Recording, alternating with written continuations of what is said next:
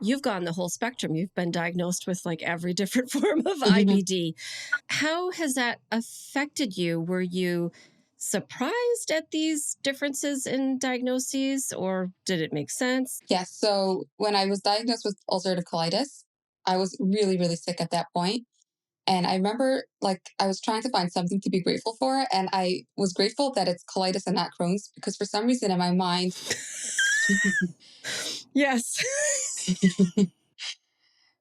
in my mind, I knew that Crohn's can affect anywhere from the mouth all the way down to the anus. It just sounded so much worse in my mind. So I was like, okay, at least it's only colitis.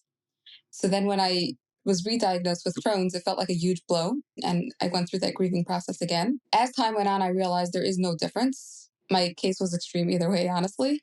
Yeah. And do you think that it's easier to describe it to people, for instance, outside of the IBD community and outside of the medical community, if you just say Crohn's, because people have heard of it largely? Yeah, definitely. I understand what you were saying about the difference between ulcerative colitis and Crohn's disease. When I was diagnosed, it was long enough ago that they really did make the two diseases sound totally different, and that they did make Crohn's disease sound a lot worse than the things that I was reading.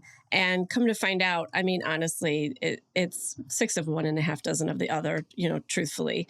But I understand where you were coming from with that, because I believe I did have people actually say that to me. At least it's not Crohn's, which is a wild thing to say to somebody. Yeah.